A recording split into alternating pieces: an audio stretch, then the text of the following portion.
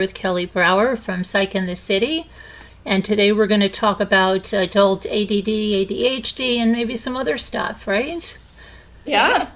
Hi, Kelley. How are you? Thank you for coming and speaking with me today. I'm good. Thank you so much for having me. Can you tell our viewers a little bit about yourself, what you do, and let them know a little bit about yourself. Yes, so I'm primarily a couples and relationships therapist. And I'm a former comedian. I was a comedian for about 25 years professionally. I did made a living for on and off as stand-up, improv, sketch comedy, you name it, TV, movies. And I became a therapist about 10 years ago. And it's probably the most exciting thing I've ever done, honestly. Right. And has comedy helped you in your therapy? No, it has, especially with men, believe it or not. You know, women often drag their partners into couples counseling, but when I do a consultation with them and I talk about comedy, they're like, okay, oh man, let me try that. Yeah, I don't know. I come from, I think we all, and my family are like, I don't know, say funny, sarcastic, but not mean sarcastic, but it's just humor. Humor has helped us through a lot. And my friends are like that too. And some people don't understand it though. Like, you know, sometimes it gets seen like, well, how could you laugh or make a joke about that? But it's what you do. Like when my son was, when they told us he had Hodgkin's lymphoma, on the way down, you know, we were making jokes about Curb Your Enthusiasm. Now, I was scared to death what they were telling me my son, but I was like, Michael, I think you've got the good Hodgkin's. And then, you know, we were laughing about that, but that's like how some people cope. But to some other people, that may seem very foreign, you know. But I think like, I don't know, I'm around a lot of people that do cope like that. But there are people that haven't understood it, Yeah, it really is really, really good medicine. And I think that, you know, having a comic lens or a lighter lens, we're looking at particularly our behavior and our dynamics with each other. Mm-hmm. You know, normally when we look at our behavior, we don't look at our behavior. We're like, I'm just going to let that one slide. Because when we look at our behavior, we're like, oh my God, I'm a monster. How horrifying. But when we look with a lighter lens and a comic eye, it's like, okay, you know, I got some wonky stuff that's going on. Right. But let me get some strategies and some tools so I can try things differently. Yeah, we laugh around here because my one of my moderators, they call him my manager, Kevin. He always says, "So you had an episode." So we do that. Did you have an episode today? Or like, I go, okay, you had an episode at the store today? Yeah. So we just call it an episode. So whenever something happens, he goes, well, you had an episode, or she had an episode, and we laugh at it because what are you going to do, you know? I mean, that's it, right?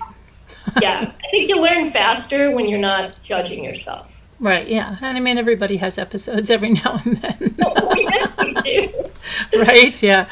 Yeah, I love that word. It's like, are you having an episode? And then he'll go, I'm highly episodic today. I'm just going to give everybody a warning.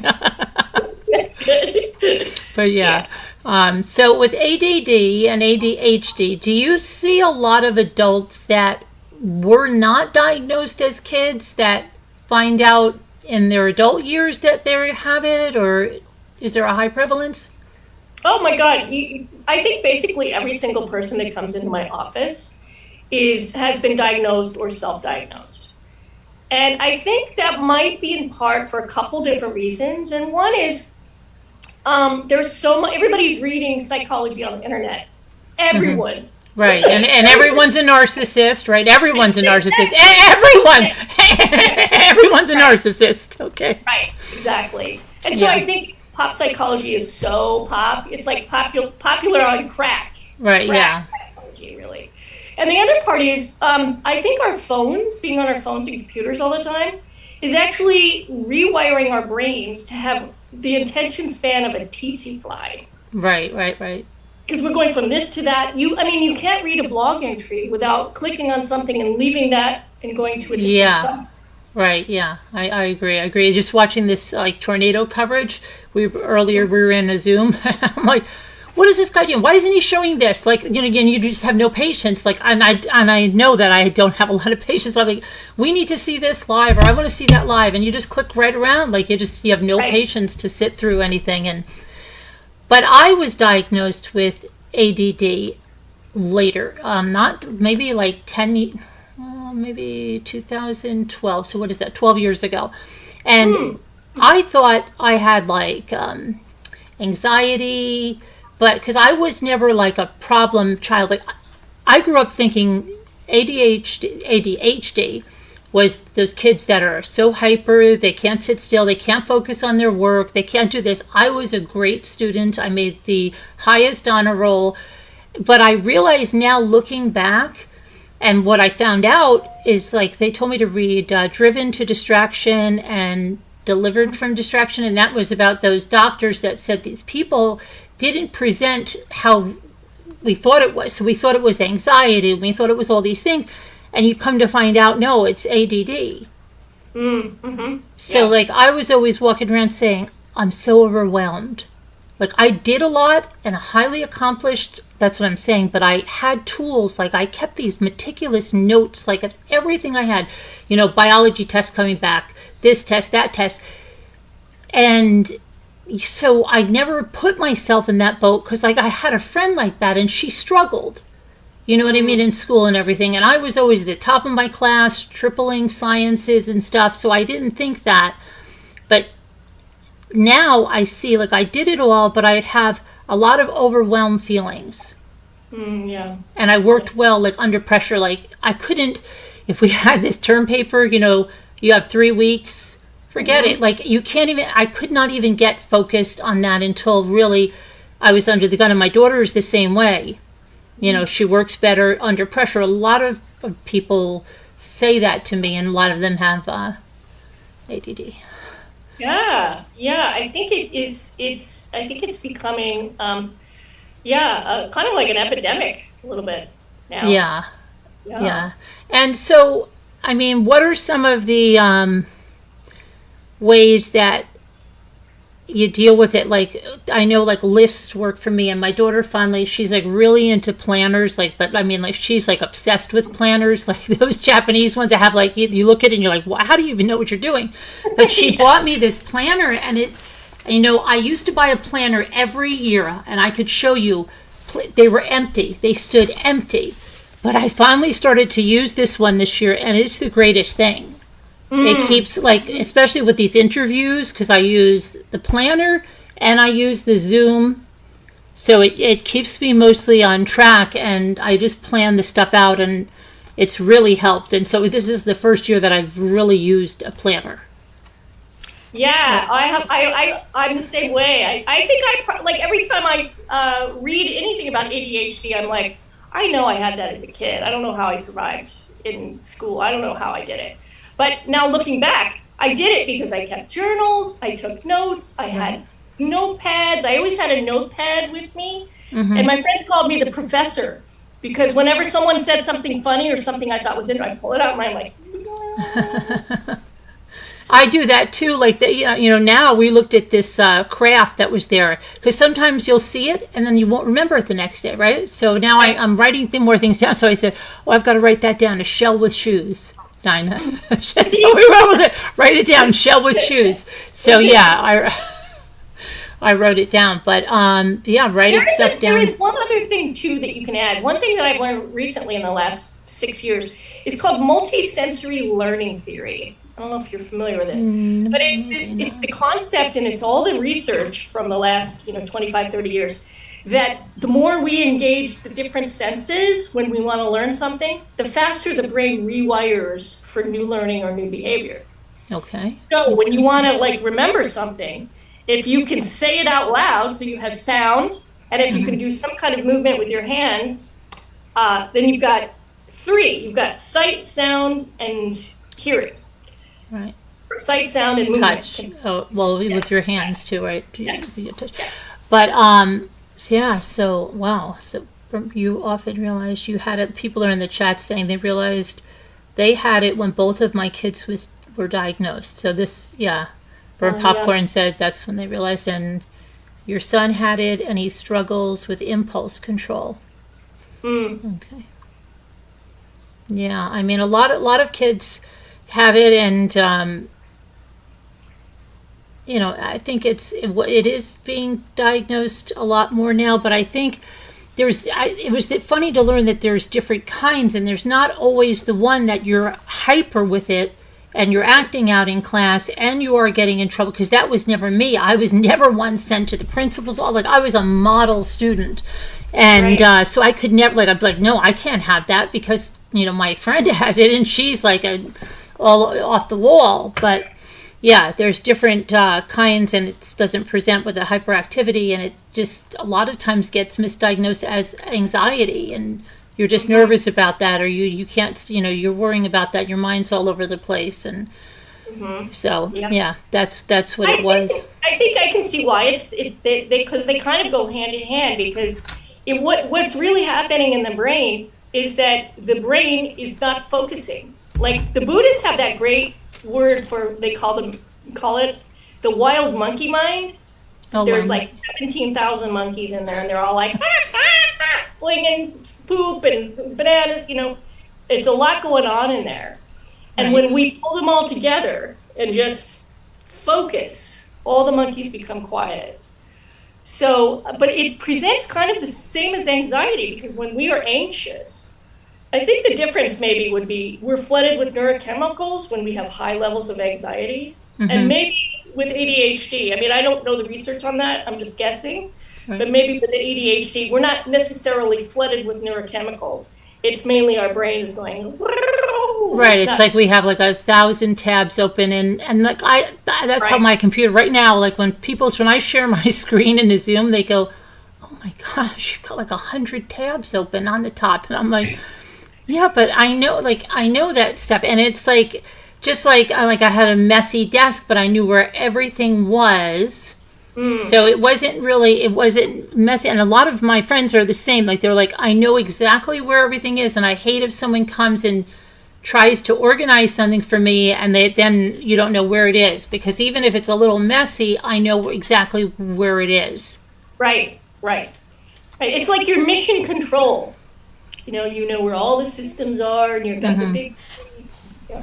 Yeah, but I think we struggle too, though, but because with ADD, sometimes and a lot of, I can say, a lot of my friends here, like, we're crafters too, and then we'll be like, go to start a craft, and well, where did I put that or something? Like, we've got to struggle with organization and getting everything in order, and then end up buying something again, and then finding it, but not having, maybe, I don't know if it's the focus that, we can't get that fully organized, or it's that we're too much. I hear too that you're too much of a perfectionist, so you don't want to start it because you don't have everything just so. And I can get like that, like, just like, oh gosh, you can't do that. My husband is like that, like with a project, he will overthink it till the cows come home, and it's like, well, I don't think we can do this, that, and the other thing. And I try to get him to see, like, just get it done.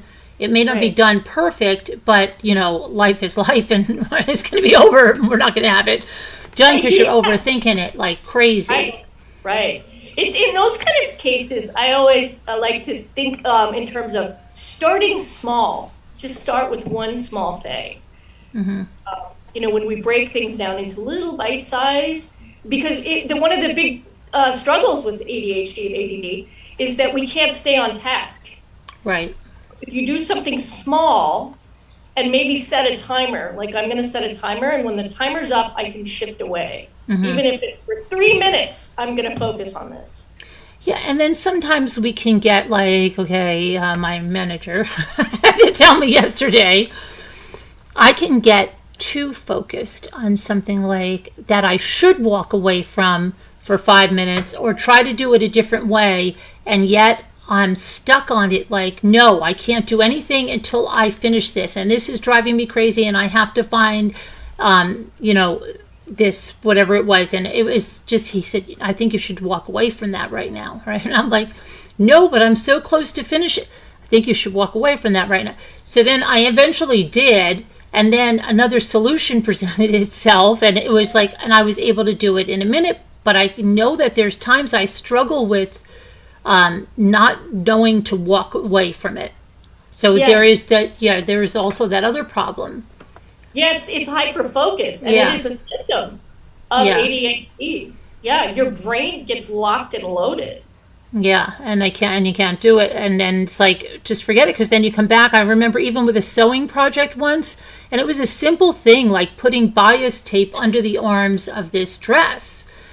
But I was just so, I don't know whether it was overtired or whatever it was, I just kept messing it up till I finally told myself, Karen, walk away from this. I went to sleep. The next morning I woke up, it was just like that. I got it, so it's like, Right.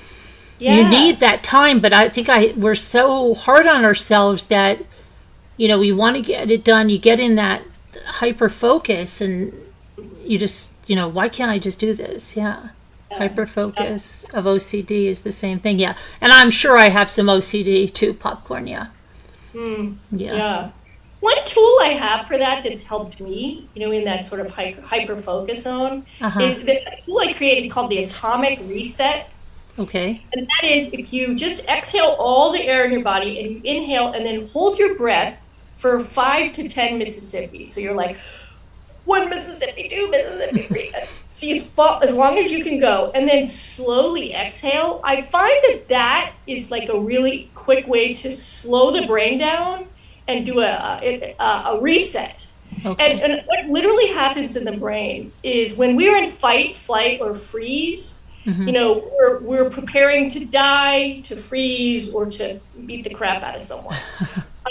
But the same thing in modern times, we can get into that zone for no reason, where there's nothing to be afraid of, no one to fight, we don't have to run, but we're in that mode.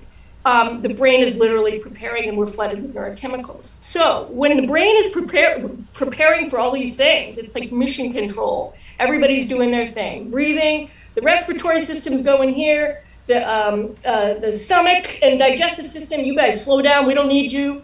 But if you inhale and hold your breath, whoever's in charge of all the parts of our brain in the prefrontal cortex, all of a sudden they say, all right, everyone stop doing what you're doing. There's no oxygen. Let's refocus on getting oxygen. So the brain sort of stops the flight or flight mode.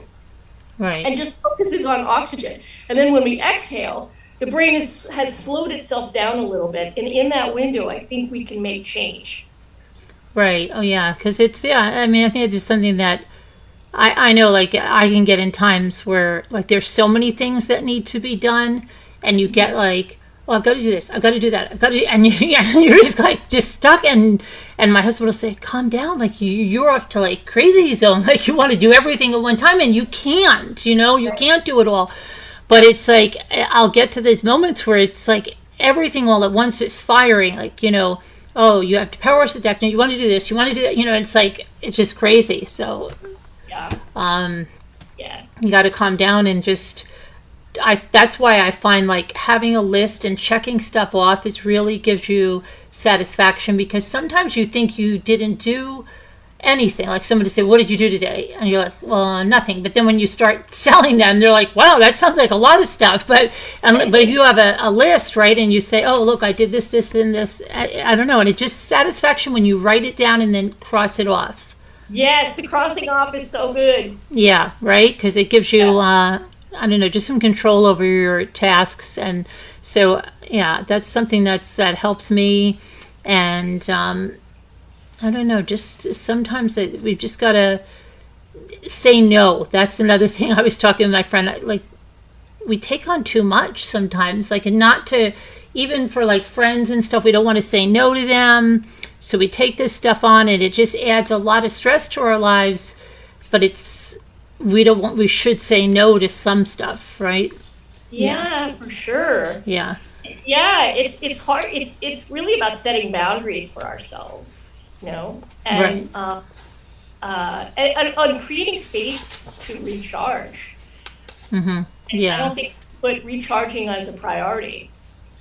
Right. Because I think a lot of times we have that guilt that, oh, I should really be doing that, or if I was a good friend, I would do that. And even if it makes like a lot of work for you, or like, I don't know, I know that I take on a lot of things. My friend was just saying that to me. She's like, well, I don't think you should have taken on all that extra stuff. But I'm like, yeah, well, I wanted to help them.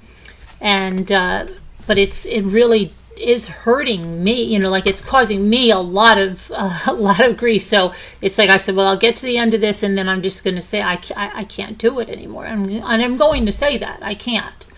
Right. As much as I would love to, I just can't keep doing that. Yeah, it's hard because then there's a reaction on the other side, and we're like, yeah, right. But yeah, I mean, hopefully, if you explain to them, look, it's just like I'm stressed out, I've got too much stuff going on, and I can't do it. But I think a lot of us are just, we don't say no enough, or we think it's really rude. But I think it's ruder to say yes and then not do it right, or or be all agitated, and everybody else bears the brunt of that because we're taking on too much. Right. Yeah. So. Yeah, it's always our loved ones that get the fallback or the Right. And my husband always says that, he's like, we always have like so many projects, because every time, I think that's the other thing with social media, you see all these like projects or something, and looks like I want to do that, I want to do that, I want to do that, I want to try that, or the expectations we're supposed to live up to. Right? You've got people that already have their Christmas decorations up, like I call them the white couch bloggers, because they're totally fake and false in my head. Okay, I'm a brown couch blogger.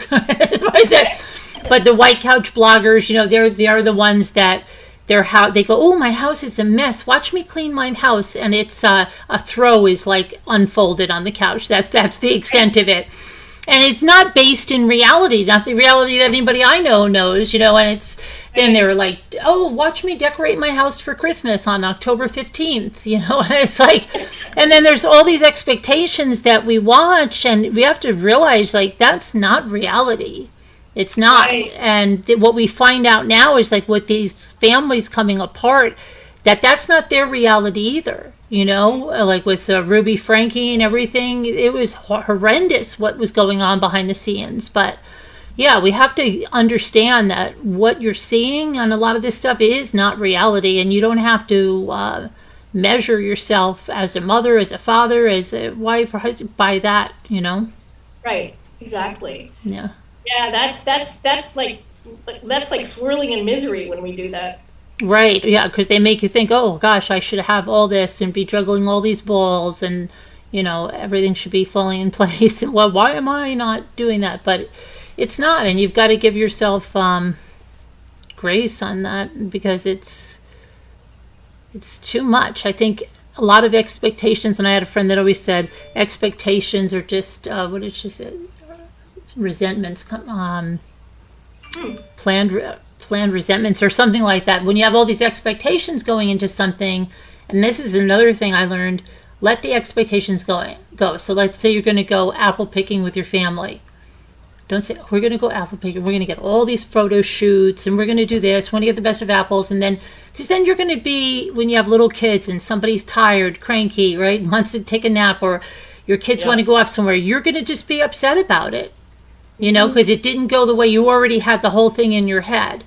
Right. So that's one thing that I'm learning to do. So we go somewhere, and if we don't get all the pictures that I thought that we should get, or, just let it go. Try to enjoy it and be in the moment, rather than trying to make something live up to what's already in your brain, like you played out in your brain already. You know what I mean? Just let it flow. And that's hard, but it's something that's I'm learning to do, and it's really making things less stressful. Yeah, whenever we think about the future or the past, it's mostly going to be misery or fear or regret.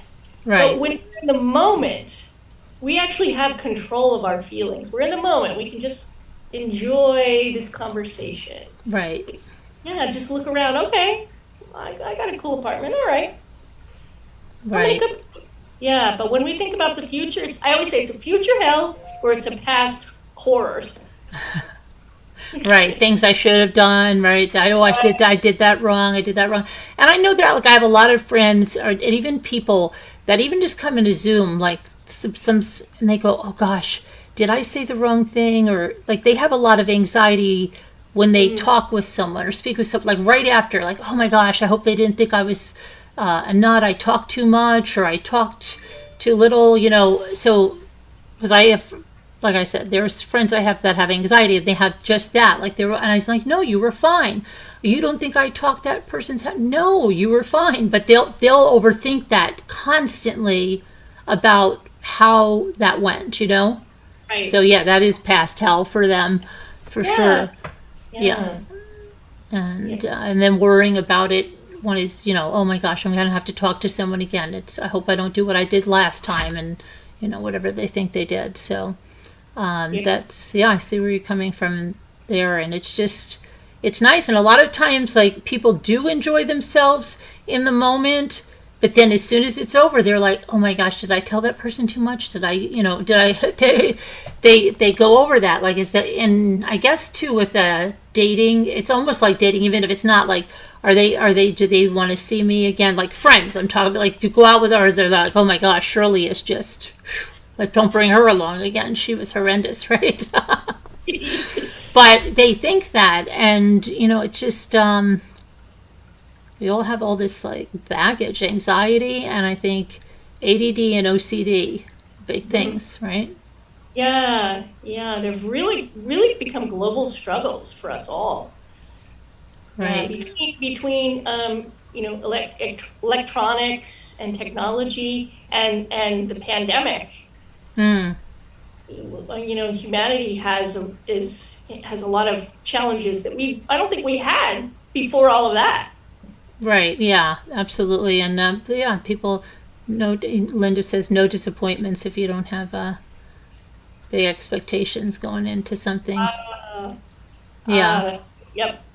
Because I think that's what it is. Like, we get disappointed. We build things up that can never measure up. So we already just set ourselves up for, like, a huge disappointment, right? Right. So it's just don't build everything up. Just just however it goes. And I think something that I really do want to get a hold of, because just all those expectations. There's a great line I read once in one of Kurt Vonnegut's novels. I can't remember. It was like, I think, the opening line of one of his novels. And he said, unexpected plans are dancing lessons from God. And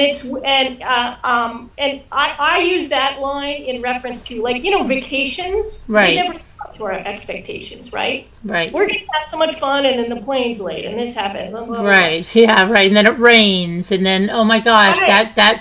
now we can't go on that tour. Great. It's always. But if you see these unexpected situations as dancing lessons from God, right, a whole different experience and a whole different way to live.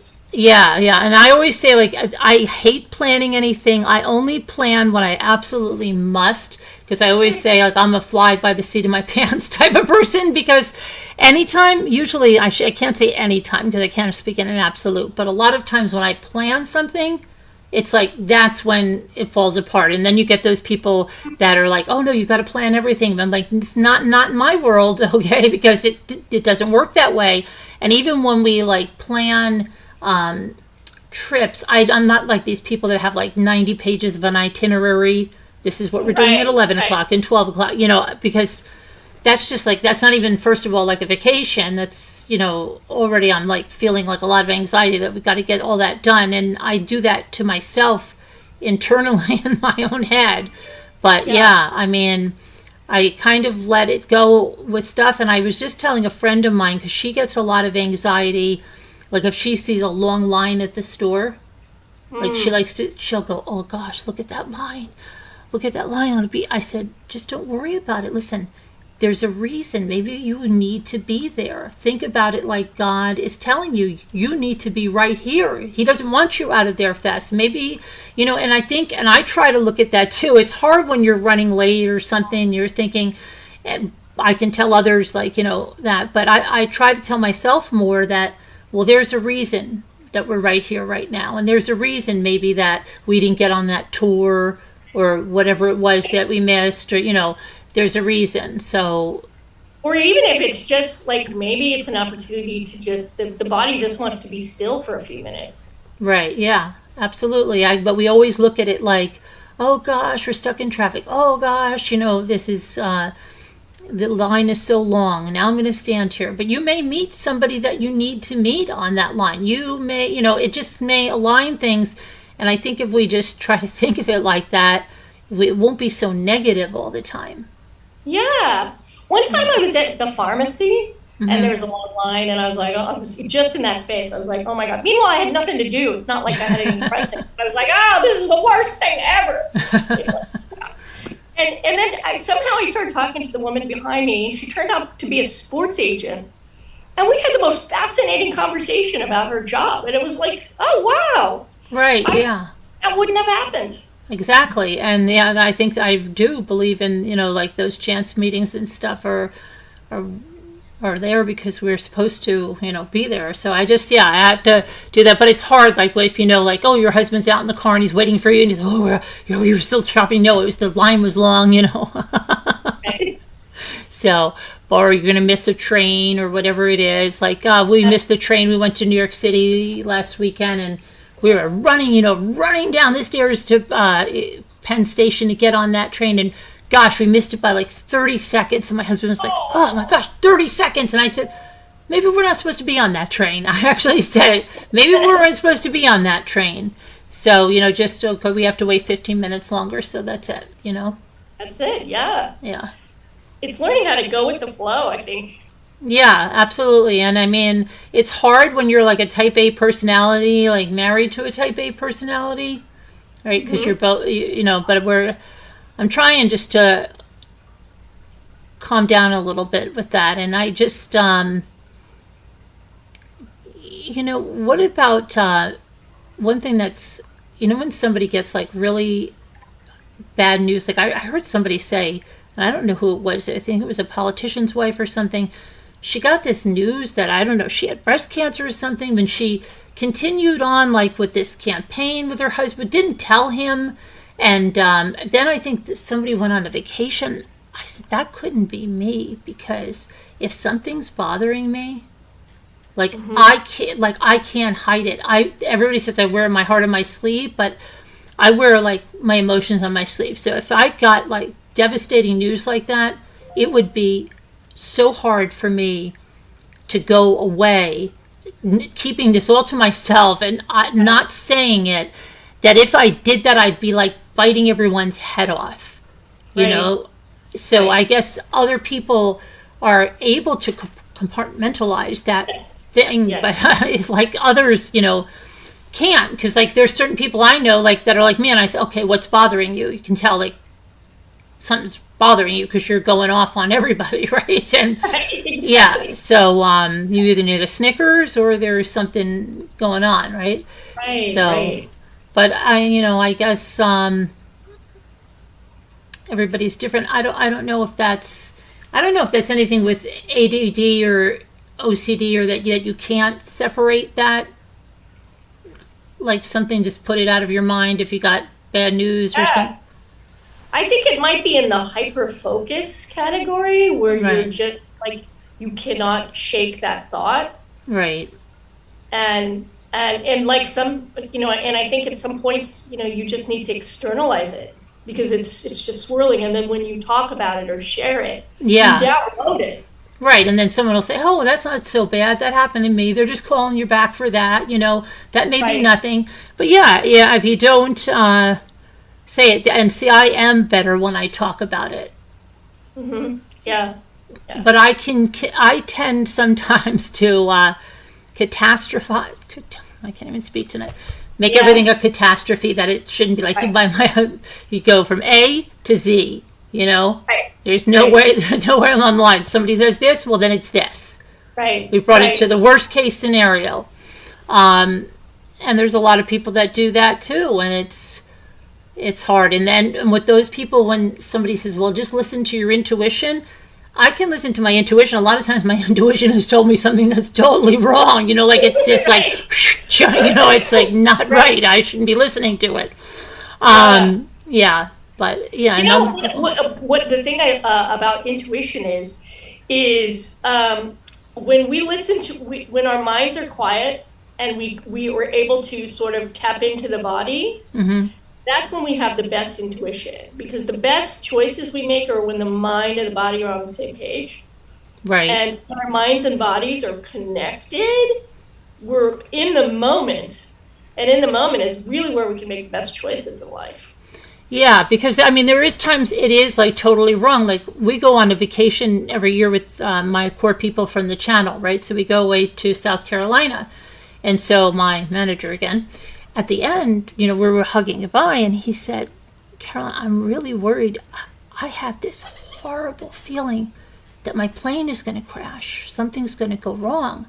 And I said, look, you are going to be fine. I know you are. I said, he goes, but I've always been right with my gut feelings, right? I said, well, you know what? I've been wrong with a lot of gut feelings. I said, when I was in 7th grade, I told my dad, who had to go on a business trip to California, don't go, the plane's going to crash and all this stuff. I said, I can't even, my poor father had to go with this in his head, because I really thought that I was having like some kind of intuition that this plane was going to crash. Long story short, my father was fine, came back. I said, he was fine. You're going to be fine too. Guess what? He was. And, so sometimes it could just be something else. Like I'm saying, like, because he was so sure, like he was just like, but every gut feeling I've had has always been right. And so then he started getting me a little bit. I'm like, no, he's going to be fine. So I made him call me when he landed, and I'm like, see, you're right. You're fine there. Yeah. But yeah, sometimes, we don't have gut feelings. It could be just, I think it's maybe feelings of something else. Like maybe I was just nervous with my father going somewhere for, just that he wouldn't be home or whatever. And it just translated to that. I thought there was going to be this terrible fiery plane crash. Yeah. Yeah. Yeah, I think in those instances, we can have a feeling. People are often, I think, confuse feelings and thoughts. Mm-hmm. I feel, I always ask my clients, well, what do you feel? And they were like, well, I think this and that and this and that. And I'm like, I'm asking you, what do you feel? I have to ask people 6 times. Yeah. But people, I don't think we don't know the difference between a gut feeling and a thought. Right. Yeah. And I think in those times, it is one or the other. Mm-hmm. Yeah. And, everybody's not on the same page. Upstairs, downstairs are like. Right.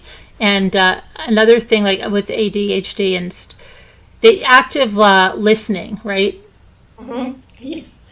So it's funny now because Gloria Allred was on with P. Diddy and that woman, and every time the reporter asked her a question, she would repeat it back to him and say, so what I think you said is, are there any more lawsuits coming up? But she did it like throughout the whole thing. And so Kevin and I, for about the week after that, every time we'd say something to each other, I'd go, so what I think you asked me was, because it was to the point that it was irritating when she was doing it, where, my therapist says, oh, that's a great thing, because sometimes you don't know really what the other person is asking. And I think, yes, it can be useful, but just in that one instance, and I realized she was trying to be like totally, wanted to make sure she got the question the right way, but it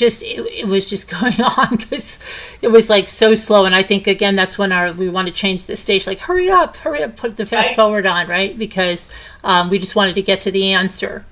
Right. 69% of people's misunderstandings and miscommunications are because they don't hear each other correctly.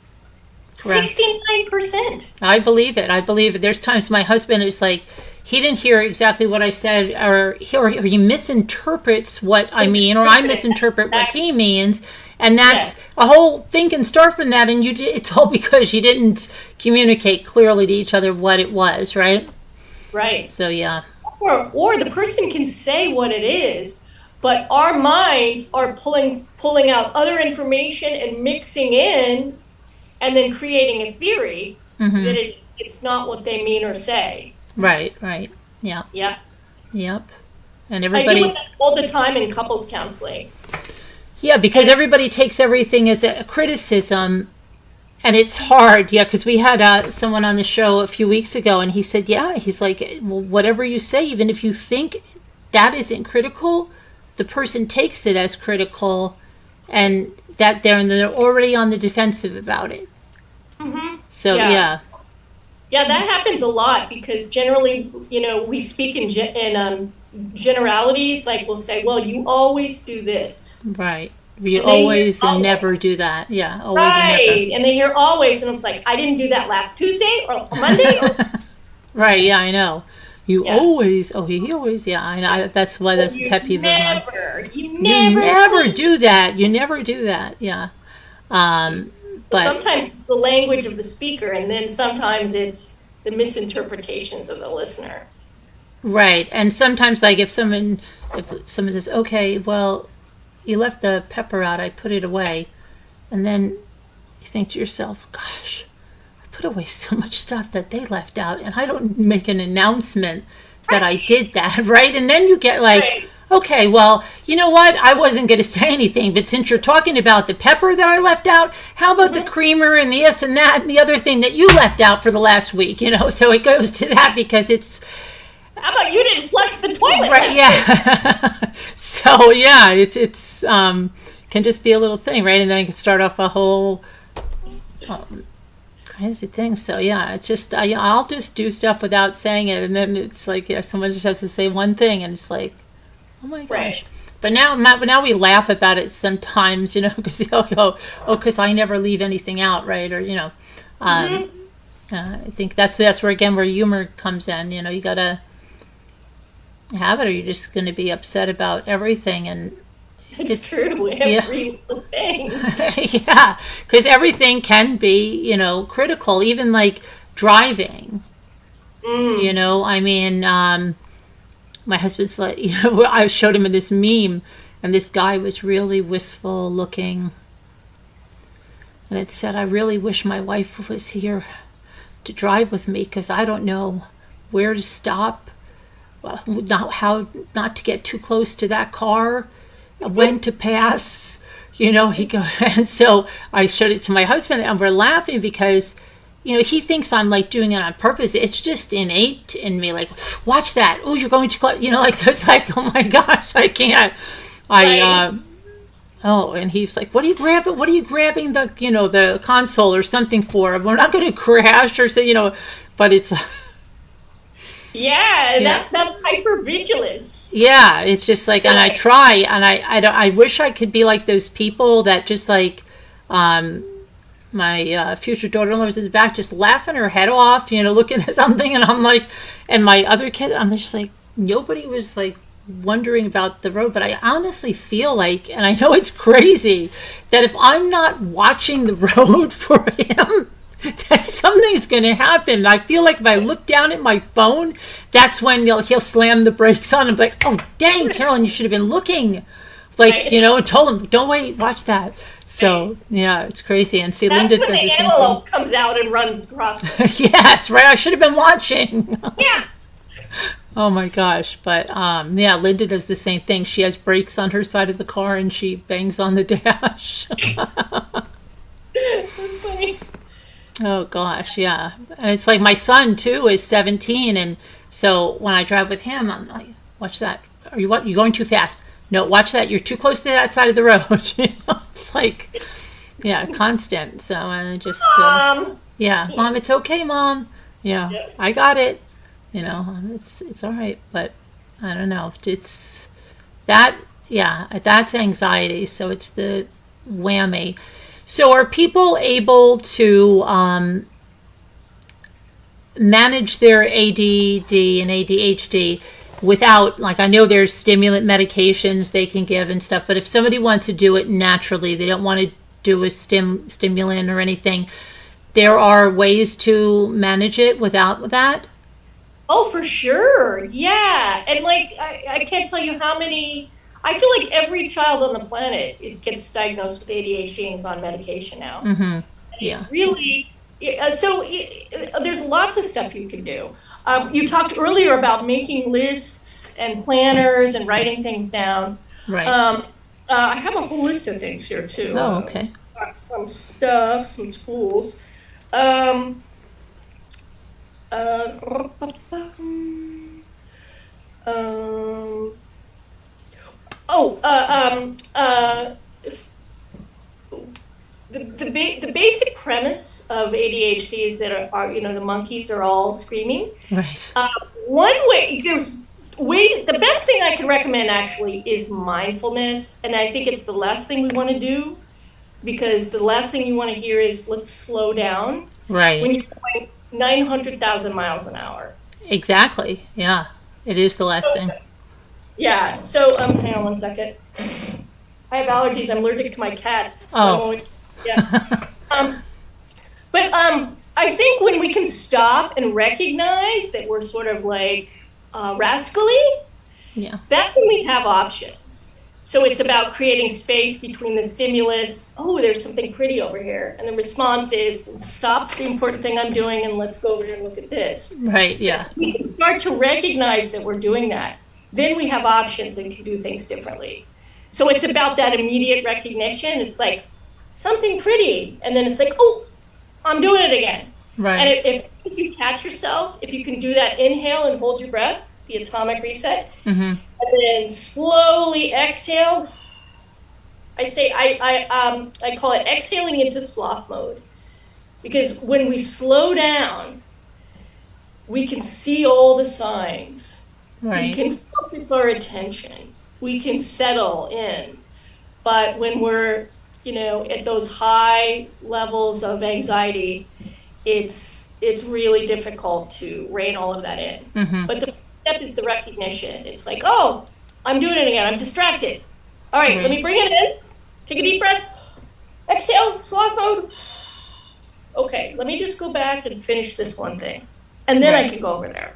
Yeah, right. Because that's how it is. And exactly the feeling that if someone says, oh, just slow down, you're like, slow down. I've got 1,000 things to do. Well, how is that going to help me? Right. And then, you're just like, I need 4 of me. Right. But in that space, we don't really have the ability to make really great decisions. Right, exactly. And that's what I was doing yesterday. I was making something so much more work than it needed to be, because there was an easier solution, but because I wouldn't get out of that thing that I had to find it this way and I wasn't going to give myself any other way to find it, that, you have to walk away sometimes. You have to do that exhale or inhale, exhale, or just sit for a second and just walk away from it and find the solution. Yeah.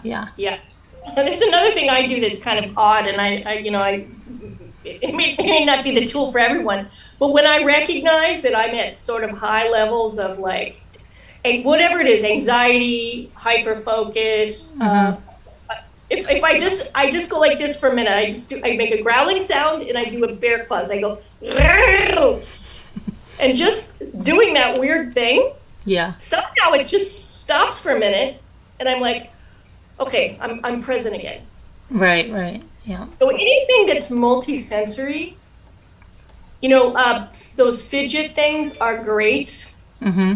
If you're starting to feel anxious, or you're starting to, you can't really pull your brain in and settle down on one thing. Any kind of physical thing, activities. Right. Yeah, those widget things are really good. Yeah, I had one, a stress ball once, and I used it on the show. The thing exploded in my hand on the show. Yeah, I was like, what the heck? And they're like, Carolyn, you need an industrial strength stress ball or something. Just exploded, and all this goo was I was like, oh, okay, that's not working well. I guess I have this little ice cube. I don't think I have it here. I got a little fake ice cube that I got on some movie set. I used to work in film and TV. And I asked the person if I could keep it. And I would hold that all the time. And my therapist called it a transitional object, because when I felt anxious, I would pull up the ice cube. And by just having that, just the sense and feel of it, I just calm down a little. Oh yeah, yeah. Because I have a this is like a nut. This is from South Carolina.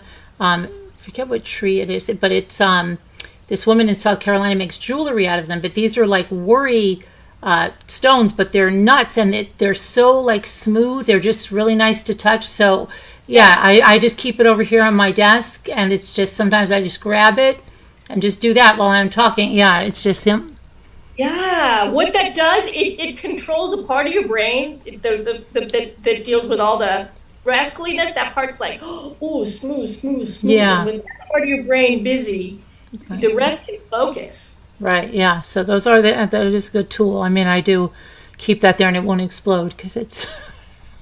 I had two women come in, a couple I was seeing, and for one session, they both come in and they both had these little things, and they were like flipping. And one of them goes out of the blue. She goes, "Oh my God, look at us!" And she holds it up. She goes, "We are so neurodivergent." It's like, well, it's working. Yeah. Yeah. But yeah, definitely. I mean, and then there's also, what is it we're talking about, some people can't take like somebody that's clicking a pen and that noise just drives you insane. Like, okay, they're going to stop. They're going to stop. No, they're not going to stop. Stop it, right? Okay, because that repetitive noise drives us crazy. Some people can't stand some people chewing or like certain sounds. They're coming out of their skin with them. But to a lot of people, it's different. Like, kids love to click those water bottles, the plastic water bottles. Until you click, and yeah, and I'll always wait. I'm like, they're gonna stop. They're gonna stop. They're gonna stop. Okay, they don't. But we all have things that go on. Those things that sort of draw all of our attention to the. Yeah, and somebody could feel really great clicking the pen. Maybe that's their thing, right? But it might get them killed or something with somebody that can't handle that sound all the time. Yeah. So at least if you're holding that stone or something, it's not really making noise. And and it's the smooth, it's the feeling, it's the multi-sensory. You can look down at it. You can, the sensation. Yeah. So what other tools did you notes, breathing? Yes. Singing. If you can sing or hum, again, anything that can make some sort of sound slows the brain down, because the brain's like, oh, she's singing, she's humming. She's like, okay. See, and a lot of us do that in our group, and or we always say like we could turn anything into a song, or so I guess that's a good thing. I'll have to tell them now that we do that. Yeah. And another thing, and this is something I got from Tony Robbins, from his 30-day personal power plan, which changed my life. Is he says, if you want to change the state of your emotion, state change, he says, just take some water and just drink a huge glass of water, and it's an immediate state change. A glass of cold water, it's so refreshing, and it just floods your system with nourishment. So that's another tool to have, and always have water around. Right. Yeah. So we're looking for things to transition us from one state to another. Okay. Yeah. And yeah, that's good tools. I mean, I think a lot of us, if you have any questions in the chat, you can put them up there. But we have a lot of people that come on after 2 and watch, and it's. I think it's something that's common. I know just within our group, like those 3 things: anxiety, OCD, and ADD. A lot of us have that. So no humming, Linda. No, she can hum, Margot. See, Margot, I'm going to tell your secret, Margot. Margot talks to herself, like completely can have it, like you think she's talking to somebody else. And she can be in a Zoom and 4 people could be talking about something, and Margot's going, now let's see, where did I put that package? And I've got to get that package out to her because I said I was going to send that out on Monday. Now, if I don't send that out on Monday, and she talks to herself in the third person. Now, Margot, where did you put that? Margot, you are making a mess of this table. So we've been like, wow, okay. You're going to town. You okay? So then she's like, yeah, she's laughing now, but she does. Like, so what's wrong with Margot that she does that? Well, I think again, she's externalizing something. It's helping her brain organize. It's helping her brain, it's multisensory. Right, She's, she has the movement of the lips, the sound, the whatever she's doing. Yeah, right. it's a self-soothing measure, I guess. Right. It's and I mean I do it to an extent. Like if I'm measuring something, or it should be like, oh, okay, that's 12 by 50. Okay, great. Then I put that in there. But Margot really does it to the nines over there. She is the third person and everything. But yeah, I find it helps me if I'm doing something. It's almost like you're affirming what you're doing out loud, right? So I don't know. It It also can is be a way to helpful. slow the brain down. It's a way to slow down. Because when we're talking, we're engaging the lip movement, we're engaging lungs, breathing. So it's a way to kind of slow down the system. Now, it can also go to the flip side, where it can become like excessive talking, like Right. almost. So it's finding that sweet spot. Right. Yeah. So, but yeah, she does it all the time, and it's yeah, she does. But it's just so funny because she does it in the third person. So it's really like, Margot, get your act together. It's like okay. I have my best friend who is so funny. She worked in a cubicle and she had this guy next to her, and she said that she would always say her cat's names. She would be like Susie, Susie, Heidi, Heidi, Susie, Susie. And then one day she was just saying Susie, Susie, oh Susie, Susie, Susie. And then all of a sudden she hears the voice next to her go, "What about Heidi?" She was like, had no idea he was hearing her the whole time. Oh my gosh, yeah. And names are another thing. Like with my kids, especially my youngest two, they laugh because I will go through Ethan, Luke. No, I'm Luke, Mom, not Ethan. Like but I know who I'm talking to. My husband, same thing, and it's like they keep saying, and then they're like, "Remember that time, Mom, you went through like 5 names before you got to mine?" Yeah, okay, but I'm like, and then more they say it, it's like, no, but I know who I'm talking to. But yeah, that goes through there. There's too many tabs open or something. I don't know what that's about. Well, But I think it's about you have a highly active brain, and that's your superpower. And so it's very active. A lot of monkeys in there, and there's a lot going on. yeah, So sometimes when it's the pace is the monkeys are out on full swing, then you might have trouble accessing yeah. names and like right there, they're not at the front because there's so much else going on. Yeah, and definitely, what it scared me like last year, maybe a year and a half ago, we were talking about, something I know a lot about, McCoy pottery.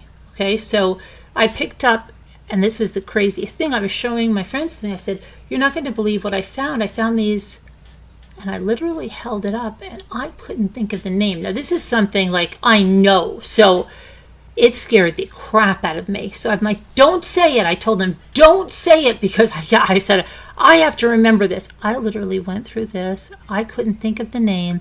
And then my one friend gave me a little hint, and it's still, then I said, oh my gosh, McCoy. But then the next day it was happening again. And they said, Carolyn, something is just bothering you. What it is probably, you don't even realize it. Something is really taking over and you're just having a block on it. And they were right, but it was like 2 weeks that I went through that I could not remember the name McCoy. Now I laugh at it because I just saying it the other day. I'm like, remember when I couldn't remember that name? And I said I kept falling over, like, what is the name? What is the? I have to keep thinking. So yeah, I think when you're really upset or something's like bothering you, it just something you could not know anymore. Yeah. Yeah, that's when your brain is like, your brain's all. Yeah, you need a break, and I mean, things do that to you, like grief, or so there is grief brain, and there is all kinds of stuff that happen to us that take us out of some of the stuff that we should remember. But I think we're hard on ourselves. Another really good tool is music. is if you're finding that you're like, at those high levels of anxiety or distraction, if you just put on a song and just listen to just one song, and focus on listening to the music. And when your mind wanders away from the music, and you're like, oh, I have to go get some half and half and just like, vacuum. Oh, I'm not listening. Find an instrument or a lyric to bring you back in. And Right. the more you do that, the more you start to train the brain to focus. So music can help slow down the brain. And also, if you can move with it, again, that's multisensory. The more you can engage, you can reset.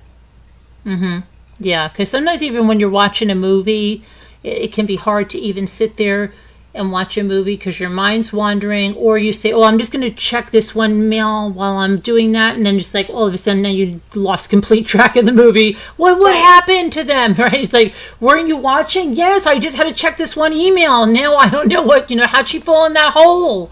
Right. So yeah, it's just that we're trying to do so much, and that does our electronics. Like, we never had electronics, so you weren't able to check mail.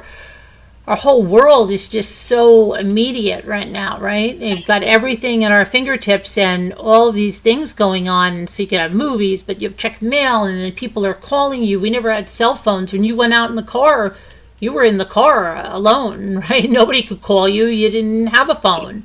Now, there's a phone, there's text messages, it's just constant. I think we're just overwrought with stuff all the time. And we really have to take some time just to wind down. But then you can have like extreme guilt for winding down. I know I get that a lot. Like, should I be relaxing this? There's really 10 other things I should be doing. Why should I be going to take a bath? I could just take a shower, So you really have to wrestle, I think. I do. Yeah, and that's the brain going into the future. I should be doing this, and not. It's the difficulty is for just being present. Yeah, right. I try to tell myself that, like, just relax, and if you can't make that, then don't worry about it. It's just, but we get just so crazed with stuff. I don't know. It's just hard, but you've given us some good stuff to think about. You say you can fill in the blanks for others and they fill in the words for you. Yeah, Linda, right? Because she'll be like, "Oh, what is that that I'm thinking of?" And we'll tell her, and then she'll think of the words. Using cold water at the end of your shower helps too, Chris Ree said. Cold water, turn on cold water, Chris Ree? Cold water plunge. With her anxiety, she said, when my anxiety is bad, an ice cube on my wrist helps so much, and taking a shower and using cold water helps her anxiety. She has a lot of anxiety issues. Yeah. She's also the one that doesn't like the long lines at the store. Okay. Yeah. Yeah, no, or she'll get overwhelmed, like if there's a lot of choices, like if we're out thrifting or something and there's a lot of books and she's looking, let's say, for a golden book, she'll go, "Oh gosh, look how many books there are." She's okay, just look for a gold binding. Oh, okay. Then if I tell her gold binding, then it's easier. But like, some stuff can be overwhelming if there's a lot. And I know some lady that used to come on my show, and she said she had a panic attack in the cookie aisle at the store because there were so many choices. And she just, like, I don't know, probably it was coupled with other things, but she remembers it being with the cookies, and she had to go home. Wow. She had to go home because she said it threw her into overload. But I think it must have been other things. Like, I don't think she really liked being out much in public or whatever. And then with all these choices, it was probably just coming down, like, which oatmeal cookie do I choose? There's 19,000, and she just said she had to go home. So it's crowds are bad for you. Yeah, crowds are bad for Chris. She doesn't like crowds. So she mostly does her grocery shopping and picks it up, and but she's. I find that often with people who are highly sensitive, and there's a book called The Highly Sensitive Person by Dr. Elaine Aron, and it's all the research on sensitivity, and a lot of us are highly sensitive. 20% of the U.S. population is highly sensitive. And her research, she found that we were missing a very thin filter in the brain, Mm-hmm. one or two filters that the other 80% have. But because we're missing those filters, we take in more sensory information from all the five senses. And the good news is it makes us much more creative because we have more material to put together and create new ideas and fresh things. But the downside is that we become overloaded quicker and faster because it's so much information and so much processing. So that's a lot of people, 20%. And those of us that are highly sensitive, people are sensitive to light, sounds, and sensory overload. Mm-hmm. Yeah. And a lot of kids now you hear, where you probably didn't hear back then, like their sensory issues. Oh, he won't eat that food because has this texture. She won't wear that type of clothing because it has a rib texture, and can't wear that. So I think that kids have it easier with those things now because that is more accepted. Where really I didn't hear about it when I was growing up. Right. Yeah. They didn't say, they just said, oh, I don't like broccoli or something. Not like I don't like broccoli because it's that texture or what do you have? Connectivity issues. What are you saying, Linda?